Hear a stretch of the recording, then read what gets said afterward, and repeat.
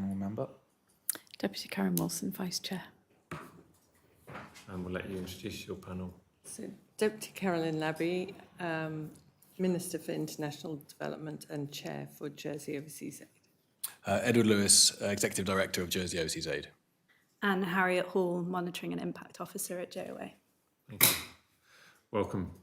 So we're going to dive straight in, Minister. So can you provide us with an update as to what your work streams are and what you will be working on in the next 12 months? I'll be working on Jersey Overseas Aid, chairing the commission. We hold monthly meetings and we'll be monitoring and deciding on our budgets and how much what we allocate in emergencies. We've just conducted the SIFT that I think we described last time. We've got a huge, great document here of the what the officers put together on their visits. So this was decided upon by commissioners at the end of April. So we've decided which sustainable development projects to start going forward. So these will be enacted. As I say, we've got the emergencies that is ongoing, and as and when we get contacted by NGOs or we feel that we should be allocating monies, we address that. Local charities, we monitor what they're doing and assist them if they need assistance. The outreach work is obviously continuing in its various forms, the community work projects, which are the volunteer programs open to all members of our community. We've got other, and we'll be launching them in October for the following year. So that's basically the normal things that we'll be doing, plus other outreach things like our JIDN programme. We're hosting one this evening at the Arts Centre on humanitarian aid. Hopefully you can come. Your presence last time was very welcome, Deputy. I've got a brochure here, or a poster here if you wanted to come along. So yes, I think it's business as usual. Yep. We've just held a rather prestigious, I think, for Jersey event in June with the UN, hosting the UN and hosting the START network, which is another NGO that we deal with for smaller, lesser known emergencies. So there were delegates that came over here, so that was a very, very good event. Yeah. Was that the OCHA? Is that what we're... So there was UN OCHA, the beginning of the week, and then at the end of the week there was the START network, which we fund, their pool funding, and they... Are you able to tell us about any of the outcomes of that? Yes. The outcomes... Well, first of all, whilst you find it, do you think it was generally a successful event, would you say, from Jersey's perspective? I think it was enormously successful, not only to get sort of... how many did we have? We had 17 government representatives, plus a handful of NGO and INGO members representing countries from diverse as Venezuela to Yemen, the DRC, etc. So I think, yes, in terms of the outcomes, maybe I can answer on behalf of the Minister on this occasion because I was attending the meetings and they were officer level only. So I think in terms of success, absolutely. I think in the current financial landscape of humanitarian funding, hosting the events in the first place in itself was a success. UN agencies in particular have their international travel frozen, so they thought it was important enough for them to travel from New York to Jersey to be part and co-chair that event. So that in itself shows how important it is to the sector at this time. I think I said in some media engagements leading up until the meeting, normally these meetings are discussed in humanitarian hubs such as Geneva and New York, mean, the sector is in a bit of shock, I should say, at the moment. The funding freeze, the withdrawal from funding at the moment, the rising needs globally means that we have to do more with less. And so there's this thing called the humanitarian reset, which is what the premise of this discussion was all about. So hosting it in Jersey, having that representation from that donor base, plus the community from NGOs, I think in itself demonstrates how important, how successful it was. Well, do we believe the expression do more with less? Because the reality would dictate that you do less with less. I'm afraid, well, we have to, because that is the reality. The needs globally are rising and the funding accessible is dwindling. So it's about finding ways to avoid duplication, to streamline, to be more efficient. And those are exactly the discussions we're having behind closed doors. Okay, thank you. So, Minister, at the panel's first hearing in April 2024, we asked you if you'd felt if there'd been any impact on the work of your department following the change in the Council of Ministers. Could you let us know, maybe a year on, how you think that your work has progressed with the new Council of Ministers? Have there been any changes? Has it been business as usual, would you say? Certainly with JOA, it's been business as usual, because there were no changes there. With the change of government, obviously, well, not obviously, but fortuitously, I retained my seat as Minister for International Development, and the commissioners stayed the same. So JOA was very much business as usual. I was, however, also appointed as an Assistant Minister for External Relations, specifically looking at the soft power, the soft diplomacy, if you like, which overlap quite well with the island identity work that I continue to pursue. Yeah, so my workload has increased since then. Thank you. And just maybe going back to the work of JOA more specifically, can you let us know if have you identified any areas where you think Jersey perhaps can potentially have more impact and greater visibility on the international development level? Are there things that are there? We've spoken in the past, I suppose, just to give context to the question about and we just mentioned it now, about the changing landscape of overseas aid, the reduced budgets, freezing on budgets or cuts to budgets. Does that have some potential opportunities for Jersey? Well, obviously it impacts on us because we're getting greater demand on our budgets from NGOs who might have had their own budgets cut, stop, whatever.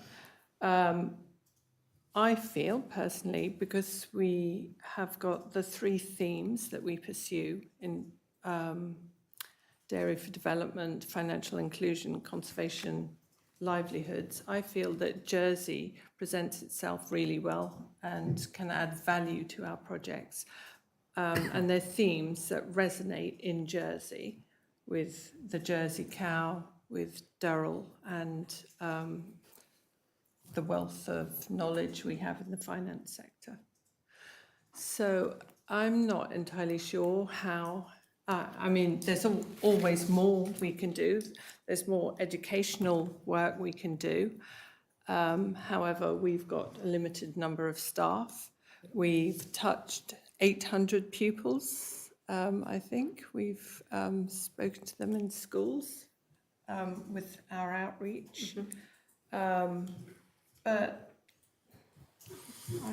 I'm struggling to think what else we could do to raise our profile. I suppose the political question is, given the fact that other governments throughout the world are cutting their overseas aid budgets, are you coming under any pressure? And do you think, is there likely to be any financial pressure, from the Council of Ministers in terms of their budget next year? And if so, will you be asked to respond by potentially freezing or cutting your budget? And if so, what will your response be?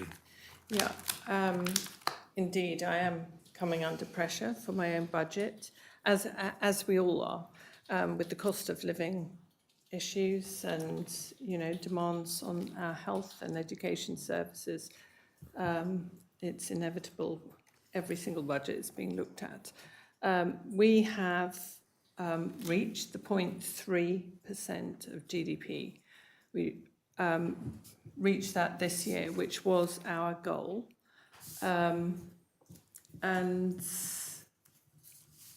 I personally feel if I can maintain that this year, 0.3%, that would be an achievement, actually, given the pressures. There, it was mooted that it should come down. Is GDP? So I suppose the issue is GDP is not linked to government income, is it, or government expenditure? So do you know what the GDP figure is likely to do? Is it going up? Is it? In the last couple of years, it has been going up based on our financial services, the gains there in the investments. However, I don't have a crystal ball, but I would say it will be, it's probably going to plateau somewhat now. So I would expect it, hopefully, to plateau and not go down. But obviously, with it being linked to GDP, my budget will go down as well as up. Yeah, could you remind us what your budget is? So I can tell you exactly. It's 22,221,000, which equates, as I said, to 0.3% of GDP. We learned today, actually, that the OECD average, which we've always had our sights set on, sort of has come down. 0.7, wasn't it? Oh, no, that's the UN goals. Right. Some countries achieve that. The Scandinavian countries usually achieve that, and a few others. But the OECD average is now 0.33%. Okay. And so just to reiterate or re-ask the question is, are you likely to be asked to cut that funding? Yes. Yes. And have you been asked that already? I haven't been asked directly, but I have seen a few slides that indicate that there will be reductions to my budget, which I intend to Can I also ask as well, in the last public hearing that we held, there was a discussion about the US and then their stance with foreign aid. So I just want to know whether you've seen an increase in demand for assistance, and if so, to what extent has that been an issue for you in your position as a minister? Well, there has most certainly been a demand of assistance. I've got my budget. We've gone through the SIFT, so we know what we're allocating. 75% of our budget, what we're allocating in sustainable development grants. We allocate another 5 million. We earmark that for humanitarian assistance, which can fluctuate when we get nearer the end of the year.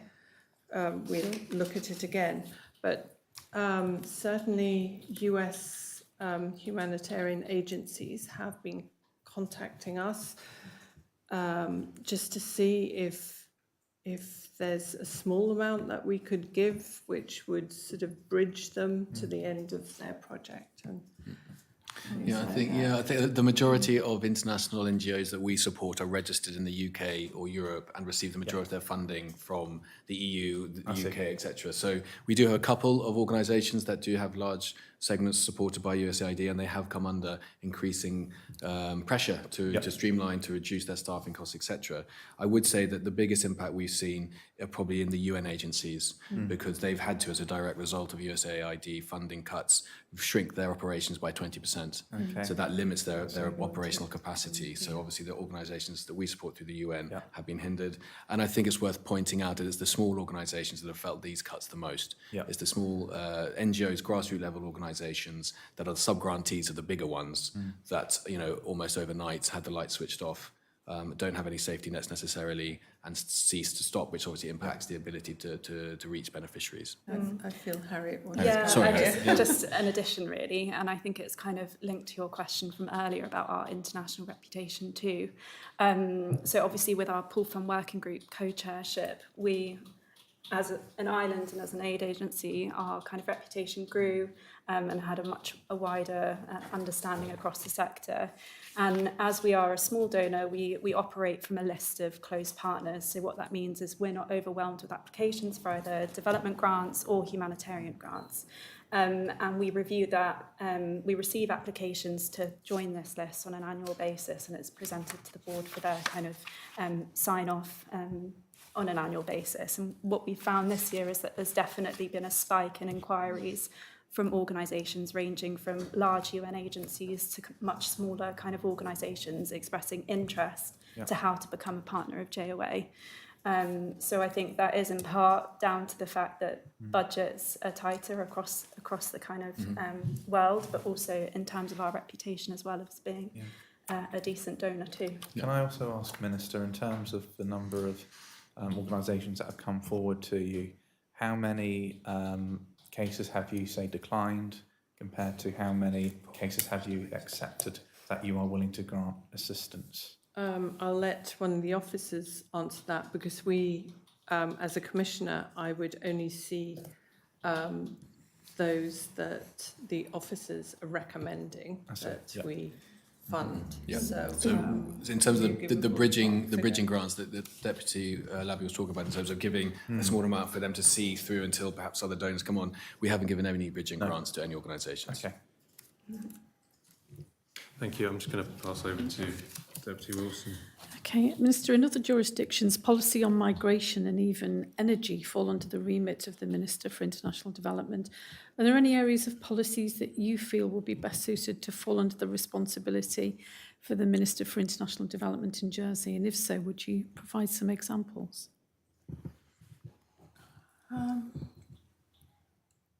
Can you repeat the list? Well, the one that we talked about was policy on migration and energy. Right. I don't think that should come under my remit. No. Okay. And are there any areas which you think you feel frustrated at sometimes, that you think maybe should come under your remit, or that you would like to have more say on in terms of? Specifically for international development? Yes. Off the top of my head, no, but I might walk out of here and think of something. Think about it. Yeah. Okay. No, thanks for that. I know the question seems a bit out of the blue. I suppose in the sense that you're also an assistant minister for external relations. We're not here to ask you about that because it's not the purpose of the. But does that provide a useful synergy for you to be able to have oversight of what's going on there, as well as your international development hat? I would say it doesn't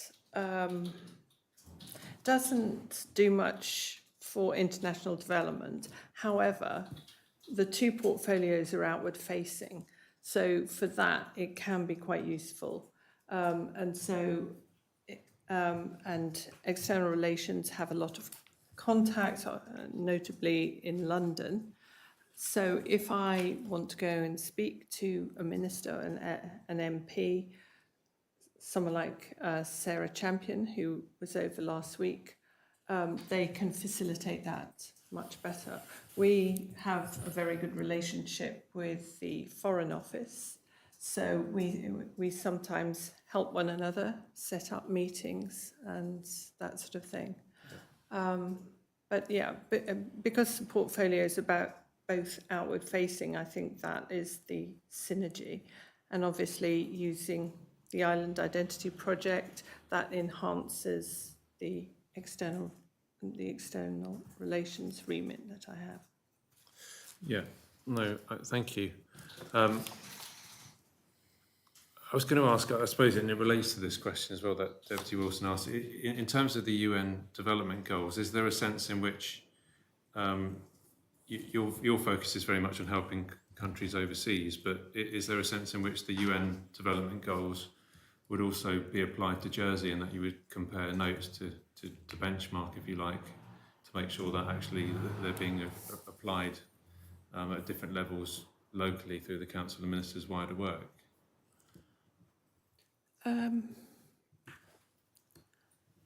don't know. I think maybe they could be considered, yes, when government are making policies and deciding to fund certain projects. I think Yeah. that's not a bad idea. Okay. Thanks. Right, let's just move on to some of your overseas visits that you do and maybe have done recently. Could you just give us some highlights of the visits that you've taken part in, either yourself or Joa more generally, and any visits that you plan for the remainder of this year? Yes. This year, I wish I could find my list, but I can't, so I'll have to remember it. This year, most notably, I went to Zambia to have a look at our projects there, notably the Dairy for Development, because I signed an MOU a couple of years ago with the Agriculture Minister. So a new minister was elected recently, so we went down to meet him and introduce ourselves. There's also a new High Commissioner in Zambia, so we met her, and we also looked in on our financial inclusion projects. Good. There. And is that a pre-existing relationship that Josie's had with Zambia? Yes, Zambia is one of our focus countries. Yeah. Mm-hmm. So we enjoy a good relationship with them. Mm-hmm. So that was good. The minister may pay us a visit later on in the year because they're quite interested in coming to see the cows in their original place. I have also. Another objective of that trip was to expose our new patron, the Lieutenant Governor, to the work we do in Zambia, and he accompanied us on that visit. And that was an excellent opportunity for him to see the work the Jersey OCA does, but also feed back to His Majesty about the work that we do, given his interest in conservation and also in livestock as well. So that was another objective. Yeah. And as the Minister said, meeting with the British High Commission there, looking at where we can collaborate and potentially co-fund with initiatives there, pooling our resources and making maximum impact with a partner such as the FCDO was another objective. What does the MOU, by the way, tend to include? I don't know if you're able to disclose any of that. But it's just a partnership with the country. It's just almost to sort of say that we'd like to do these projects in the country and what we hope to achieve, and bring them feedback on them and establish a relationship rather than, a foreign body coming to their country sort of doing projects. to set the expectations. It's essentially create an enabling environment which will make our programmes be able to deliver higher impact. Yeah, okay. But it's not two-way in the sense that Jersey doesn't get anything out of it as such. It's not you just want to make sure that No, we're really, really careful about that. Yeah. Aid and trade, but also I've always maintained we can go into a country and do projects there. What we won't do is if ER have got target countries that they wish to pursue business in, I mean, if they coincide, happy days, but we're not there to sort of set the scene for trade. No. And I suppose so the MOU is really just to set out the parameters, the expectations, what you're allowed and expected to do, and also how the aid will be received and the underlying purpose of it. I just have something to add from the kind of practical side of it. So with the projects that get kind of allocated funding on a yearly basis, when they're implemented in country, they'll have a specific line ministry.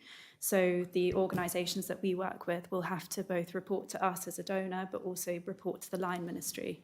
And in the example of Zambia, the Ministry of Fisheries and Livestock is usually the line ministry for quite a few of the different projects that we have. So it just kind of solidifies both our reputation as a donor, but also helps with the actual implementation of the projects because they're more aware of what's going on and what's happening and who Joa is, for example. You also asked about possible future visits. We're looking at the moment at Syria because we have funded Syria consistently over the years. I think the total for Syria since 2018 is 2.7 million. So we are trying to set up a visit there, and also possibly a visit to the Ukraine. Okay. For similar reasons. Is Syria safe to visit? Yeah, well, I mean, as safe as, And as anywhere, I Ukraine as well. suppose. We're in close quarters. So the organisation that we'll be travelling with and who will be organising and coordinating the visit is the Red Cross.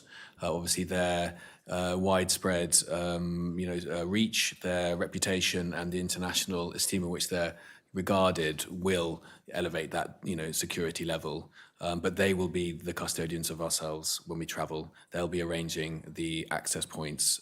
We will receive security training in advance of that visit as well. And are these ministerial visits, or is it the JOA team, or either or? Both. Yeah, both. Okay, thank you. We'll move on if that's okay. We've got a lot to cover, but thanks for the answers so far. Okay. I'm going to ask about your annual report. Okay. So it was reported in the annual report of 2024 that the volunteering programme had received record numbers of applicants from projects in Nepal, Rwanda and Malawi. Are you doing any work to encourage and garner this increase in Jersey volunteering overseas? Well, we've got a small team at JOA, and this is the area that probably uses up the most amount of time, booking flights, insurance, making sure all the volunteers are properly equipped to go. So it's very, very human resource hungry. We feel it does us huge amounts of good. It does the volunteers huge amounts of good on their CVs. So we see it as an investment in people, Jersey people who are coming back here. But I think at the minute they're probably at manageable levels for our staff. And how many are we talking about? About 45 a 45 year. a year. 5 a year. Coordinated by two individuals whose job is 20% of that, dedicated to that. So all of the logistical issues that Carolyn's talked about, all of the booking, all of the transport, the training, the feedback, all of that is done by two individuals who, dedicate, maybe a quarter of their time to that. So it is a huge amount of work. But it does generate a huge amount of goodwill on the island. And I'd like to think that there's a cascade effect there, that when they come back and they've done a JOA, CWP, they'll like to look at other volunteering opportunities that aren't necessarily with JOA, but with other organisations, or on their own, hopefully. Yes. Yeah. Okay. Yeah. Thank you. Because before each of the kind of volunteer placements, the team spend a lot of time doing training sessions and awareness raising sessions with the volunteers before they go, both around, what JOA does, but also the international development sector more broadly, and what does sustainable development mean. So it's not just a matter of people turning up and going on these placements, but they have all that kind of background time and work that they've put into. Mm-hmm. Okay, thank you. Do you think there's anything more that Jersey can do with regards to its participation in overseas aid? It's in what respect, sorry? Well, in terms of how you're actually starting to assist communities around those three particular dimensions that you talked about before. I think, so we're talking about our sustainable development grants. I think 75% of our budget focused on sustainable development grants in the themes that we've chosen are the right ones. We do revisit our countries and the thematic areas that we're in. But I think, we did that quite recently, actually, and we came out, we're quite happy with what we're doing at the moment. I mean, I think there's always, there's like every sector in the world, there's always, more you can do with, but you have to rest on the resources that we have. And I think where we are now compared to where we were, 5 years ago in terms of our approach to international development grants, how we select our partners, the rigorous due diligence that we go through to ensure that we have the best possible partnerships from the outset, the monitoring and evaluation that we've implemented in the last few years, including mid-evaluation points, external evaluations as a mandatory requirement of our grants, feedback loops mechanisms, so enable us to receive, feedback from the implementation partner saying maybe this donorship, it was good here, there are gaps here. So we're always looking to get feedback from the field, so we can potentially tweak how we go about our grant making. But I'd probably echo the minister said that I think we punch way above our weight for the resources that we have and the staff base that we have. Okay. Is there anything else you want to add on that? No. No. All right. Okay. Minister, what are your thoughts on poverty reduction as a marker for value for money in terms of aid programmes? I'm not entirely sure how I go about answering that, actually. Yes, you can have a go. Yeah, so that's a really interesting point. So when you're thinking about value for money, it's not always about financial. Social impact is a really important part of that. And I would say the majority of our development grants that we work with, we're working with marginalised populations, so be that women or people from low economic backgrounds. So I think a lot of our programmes, do relate to that, and it is a demonstrated impact and value for money. I don't know if you want to come in. No, I think that's right on. I think the fact that we are measuring that, and that is a standard indicator within a lot of our programs, I think demonstrates again that we take that very seriously in terms of how we measure impact, and that's come front and centre in terms of our approach in the last few years. Are there any programmes that you think haven't delivered that value for money outcome that you were seeking? Off the top of my head, I can follow up in writing. I think we have had projects that haven't hit the mark. In fact, yes, we've had one recently where we, after the midterm evaluation, were not convinced by the progress that had been achieved, that the targets that they had laid out were not being met.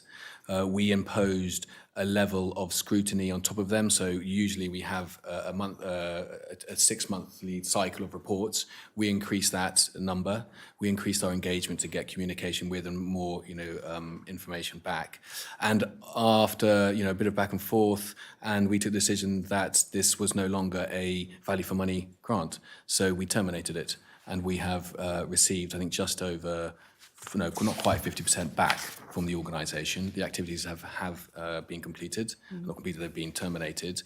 But it's a delicate one because obviously you don't want to suddenly withdraw all of that funding from an organisation that's relying on it in the next sort of 6 months or so. So it's a delicate phase out, but at the same time you have to be accountable.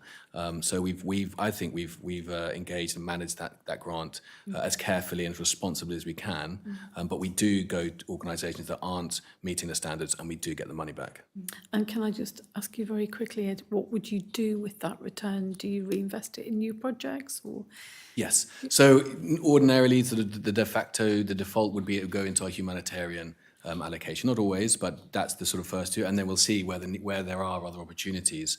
But as you know well, we don't have a crystal ball. We don't know what's going to happen down the track, whether there's going to be another earthquake in Turkey or more landslides and floods in Libya. So I think having that headroom is a sensible use of funds when they come back to us. Thank you. Minister, can I ask you how effective you feel Jersey's international aid has been thus far? I think recently, not wishing to brag, but probably when I took over as chair, along with Simon, when we restructured Jersey Overseas Aid, I think it has been incredibly effective for a small agency, and one that is small and can act very quickly. I think it's been hugely effective, and I believe that it's an agency, it's an area where Jersey and the Jersey taxpayer needs to be justly proud of. So you have an officer who is focused on impact. So what would your comments be in relation to what the Minister's just said around the effectiveness? How and in what way would you demonstrate that? Yeah, so I could give you a bit of a background to my kind of remit if that's helpful. So as monitoring and impact officer, as the Minister said, you know, it's something that we pay a lot of attention to. We're taxpayer funded, so we need to make sure that the projects that are allocated funding are doing what they're meant to do and that they're serving as they should. So we have quite a robust approach to monitoring and evaluation and impact at JOA. We have a policy that is online, but it kind of hinges on both regular reporting cycles. So every grant that we allocate will have a legally binding grant agreement, and within that it stipulates what their reporting requirements are. So typically they'll submit 2 reports each year. One is a lighter touch informal report, and then one is a much more extensive narrative report. You know, it has a full financial report for that year. There's also technical documents. So one of them is a logical framework, and one of them is, we call them the JOA standard indicators. So it's a set of metrics that all projects will have to report against.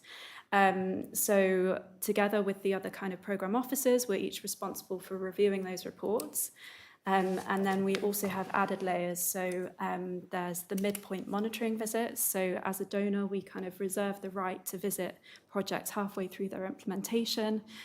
I will usually lead on those visits with the thematic lead as well. So I'm actually going to Zambia next week to do a monitoring visit for a financial inclusion project. And what those visits consist of is usually between half a day and a day, a round table at the organisation's office. Their implementing partners will be present. We'll run through kind of due diligence, updates, governance questions. And then it's followed by between 3 and 4 days in the field, visiting various project sites, meeting with stakeholders, speaking with project participants. And it's a really good opportunity to kind of get a holistic view of how the project's going. We're a third party, so you know, our partners, we get the good and the bad. And then the kind of outcome of those visits are, I'll draft an executive summary that has, you know, what's working well and areas for additional consideration. And then there'll be a more extensive full report. We always invite partners to give feedback on that, so it's transparent. But yeah, I think in terms of impact, the thematic areas really help with that. You know, we've got a depth of knowledge across those, and we can create useful linkages as well. And I think that's another nice thing of being a small donor. It's not just about the financials, but it's also about spending time to meet with partners, build that trust, and also facilitate connections across sectors. So partners might come to us with a problem, and you know, if it's a bigger donor, they may not get a response, whereas we are able to quickly connect them with another organisation in maybe a different country that's had a similar challenge, and they can kind of navigate that quite well. So I think that's also a nice kind of positive impact of what we're doing too. Okay. Sorry. No, I'll just quickly, you know, it's maybe another reflection of how we're seen. I think within the development and human day, we did with all the organisations that we provide grants to have given us feedback on how they see us as a donor, and I think you'd be very pleasantly surprised by the comments and feedback that we receive. Okay, thank you very much. Yeah, thank you. Deputy Wilson, I think you maybe need to leave us. I do apologise, yeah. Okay, all right, Thank you, though. I'll continue, though. We're going to change the theme slightly, and I'm going to ask a little bit about your work providing for countries which are conflict zones, essentially. So I'm going to ask specifically about Ukraine in the first instance. So could you let us know how has aid to Ukraine changed over the last year, if at all, if it has changed, and also given the prolonged nature of the war, are there any challenges, you know, globally around aid in that area, and also for Jersey more specifically? Ed will be able to speak about specific projects, but if I could just give an oversight. You may know that the amount of donations that Jersey have given is 4.1 million. 1 million came from the Bailiffs Fund.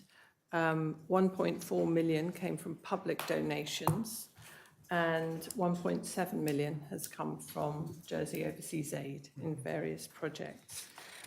We've got one ongoing project at the moment with Caritas, And we also have a placement, a Jersey person who's got a 2-year placement with the UN working in Kiev. And we support her financially as part of... As you can imagine, the freezing conditions in the country from October to March presents, multiple of challenges to communities, not just in order to reach them because of the frozen roads and etc., but also in terms of, access to basic services and living conditions. So we see the winterization program as an area that we consistently support. And I think, as the Minister said, having a JPO in Kyiv who works external relations, so she's generating reports for potential donors, is a really smart way of using our money, because hopefully her work is influencing other jurisdictions to continue their contributions to the ongoing conflict. Okay. And is the bailiff, presumably the bailiff's fund, that was a one-off, was it? Yeah. There was an appeal. Yes. And the other donation you talked about, is that? So the public donations is collected by the charity Side by Side. Okay. But they came via us to find the projects for, and so did the bailiff's fund, came via us. So the overall amount for next year, it's not going to be 4.1 million, is it? No. But your contribution will be the same, roughly? Yes, it won't be, it's 4.1 million since the conflict began. Right. So as and when, as Ed says, we'll pick the projects. We tend to like the winterization projects. Yep. They kind of resonate with us, really, the Red Cross parcels, and we give parcels, winterization parcels to the Ukrainians. Yeah. I mean, if I can just tie into a question I was thinking about earlier, is that if we think about the UN development goals, and there was a question about poverty and zero hunger is of course the second goal. Is there a sense in which some of those needs, and I suppose winterization is another example, those are dealing with specific immediate needs, and it's not about development as such? And is there, what do you tend to find is the split between development aid, so give a man a fish, etc., or teach a man or a woman to fish? I suppose is the dichotomy. How does that figure into the thinking and the stats that you see in terms of your funding? Well, no, that's why we divide our budget up as we do. At the beginning of the year, we roughly allocate 25% to humanitarian emergencies and 75% to sustainable development grants, because that's your give a man a fish. It's about the enabling environment, really. It's about having that context where you can realistically implement durable long-term solutions. And in lots of the contexts that we operate humanitarian-wise, that's just not possible, because you might start something and 2 weeks later it's bombed so it's about having the enabling environment, and that's where the difference is between humanitarian and development. And there is this very, convoluted word, the nexus, which is about trying to find the solution where humanitarian and development link up. Now, if we find that'd be a silver bullet, but that's a nut that the whole, sector's tried to crack for decades. I mean, this is a more global problem, and it's not for Jersey, but is there a sense in which the direction of funding from overseas aid in certain countries towards the war effort to security, should we say, is that actually potentially going to see, it's supposed to be to have a more secure world, but actually is in the short term we're seeing potentially a lot more dangerous world? Is that having a knock-on effect in terms of need, in terms of emergencies? Yeah, absolutely. And we see budgets, global budgets, or different jurisdictions switching their international development or humanitarian budgets from humanitarian into defence. So it's not a good counterintuitive, isn't it, to a certain extent? But okay, so thanks for that. Deputy Andrews, are you happy to carry on with the similar line of questioning? Yes, indeed. We'll just move on to Jersey Overseas Aid and the assistance to Gaza. Obviously, the panel is aware of recent events in terms of the blockade, with many countries trying to provide foreign aid to Palestinians, and of course it's been blocked. And I just want to know, Minister, what has to change in Gaza in order to provide the assistance that the Palestinian people need in order to survive? Well, first and foremost, the Israelis need to open up the border crossings so that we can get aid in. As you may know, the hostilities escalated hugely on the 18th of March.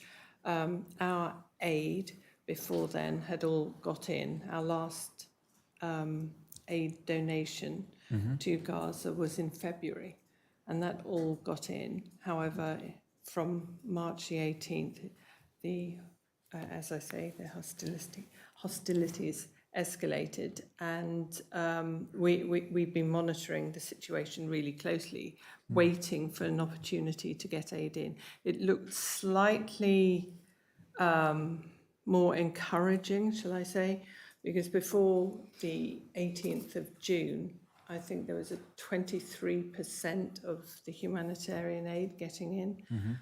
As of last week, there was 40% going in. So as a commission, we're currently considering and waiting for a time where we can sort of give the money so we can get them in.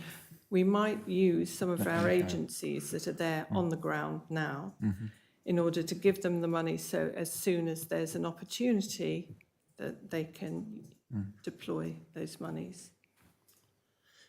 Can you just say, in terms of aid that's going to Gaza, are we talking about the food aid, or is it medical aid? Is it a mixture? It's a mixture.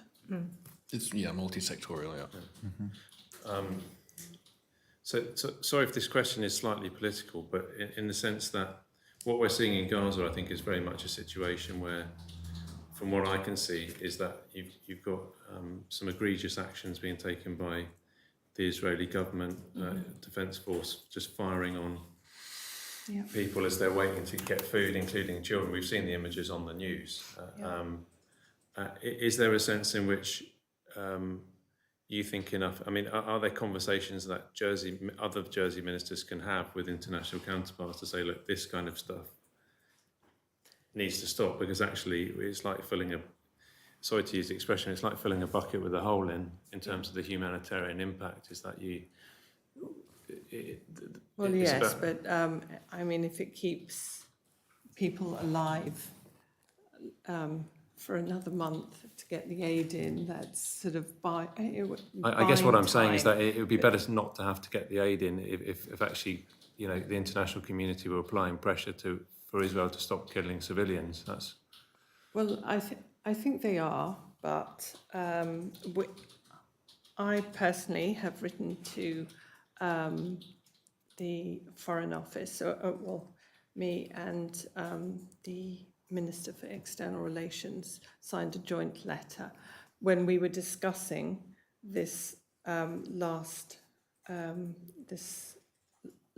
grant that we were considering, when we knew that it was very, very difficult to get the aid in. So we wrote in those terms to the Foreign Office that we are here ready, willing to send monies for aid in Gaza. However, we're being prohibited because we can't be assured that the money's going in. And obviously the Gaza Humanitarian Foundation is not something we're prepared to support, because as you've alluded to, people are going to get food and being shot at. So we're certainly not donating anything there. And is this something you were able to raise with Sarah Champion when she came to Jersey? Yes, indeed. I spoke to Sarah Champion I wrote to Sarah Champion in February and had a long meeting with her about this. She's very much prepared when the opportunity arises to make make our points of view as our similar, very, very similar to her own about what's happening in Gaza. So she was prepared, but as I say, at the beginning of June, the External Relations Minister and I also wrote to the Foreign Office. The External Relations Minister has previously written letters after your debate, Deputy. And what? So just finally, what is the government's view about what's happening in Gaza? They like everyone, I would hope, want the hostilities to stop, but obviously. But when we talk about, are we saying that is government applying pressure on the UK to ask for Israel to stop killing civilians? It's my understanding that the External Relations Minister has made representation. He was here a couple of weeks ago. I assume you might have asked him those questions.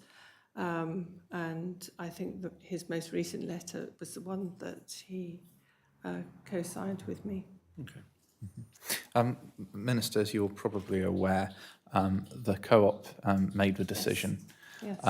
to no longer to sell goods from Israel, and I want to know whether this is a decision that you support, and do you think such pressure is needed within the international system, and only then would that be the case that Israel will maybe back off? I think it shows our feeling. It's something that I would support. But I also think that we have to be quite cognizant of our community here, and how we are a peaceful community, and we have to consider everyone in it. So, but what the co-op are doing, I think, is admirable. Yeah, and also I just want to ask as well, Minister. Obviously, Hamas have spoken out about not being in agreement with Trump's demands, and I just want to know what pressure does that put on bodies who are trying to get aid into Gaza to assist the Palestinian people when there are two opposing sides who are potentially posing a threat to one another? Well, the humanitarian we deal with 3 agencies. Okay. And we've got a very good relationship with them, and they report back to us. And we've done all the due diligence on them, and they are trustworthy partners. And indeed, they'll. Some of them will be here this evening. And what information are they feeding back to you, especially in the last few weeks? Obviously, we've seen geopolitically a few politicians have spoken about the conflict, and of course there has been some level of discussion, but there has not really been any agreement in terms of making sure that there is a ceasefire and to open up the border so the Palestinian people can obviously get the support that they need. I don't believe there have been any broader conversations here. We've been, as I say, considering this grant that we will hopefully be sending in the next week, because we've been encouraged, and the feedback that we're getting are reports, as I alluded to earlier, that earlier in June there was about 23% chance of getting the aid in. As of last week, there was 40%. So it's going in the right direction, but we're monitoring. I would say the feedback we get from the organisations that we're in close contact with is one of immense frustration. Yep. They have the capacity, the capability, the staff, the infrastructure, and often the resources to actually allocate this funding, but they're preventing to doing so, which goes against the whole humanitarian imperative. Whilst no aid of significance is able to access into Gaza, the needs in the West Bank are rising, which is in direct correlation to the events since 2023 as well. Yep. So it's a perfect storm because there are two organisations, and I'd say the Trump administration is wholly culpable in supporting the GHF as well, preventing humanitarians from doing their job, weaponising food. So it's a dire situation. And I think Deputy Labey and I think JOA and Jersey in general should be applauded for its continued and consistent support of the ongoing crisis there. Yeah, maybe I should, before the atrocities on 7th of October, Jersey Overseas Aid had made 22 allocations of 1.6 million. And since 7th of October, we've made 8 allocations of over $1 million. So it's 2.6 million we've donated to Gaza. I see. No. Gaza, and Okay. there is a small amount to Lebanon. Yep.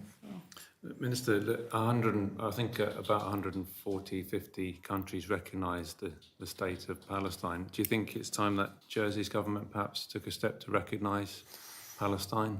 And would that send an important message out to the international community? I mean, Jersey could, yes,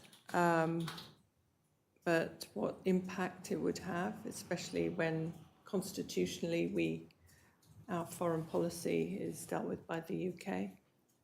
One has to be realistic. I mean, we can say things, but it's up to the UK. And do you think there's we talked about the co-op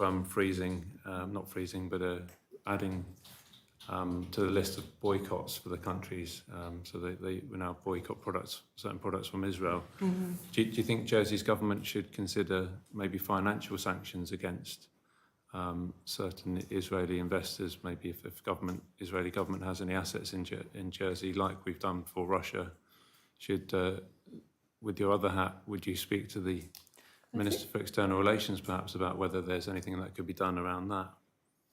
Would that be appropriate? Yes, indeed. I believe there are 2 people. There are 2 that Israeli have ministers who have sanctions against them already here because the UK. So we will follow suit.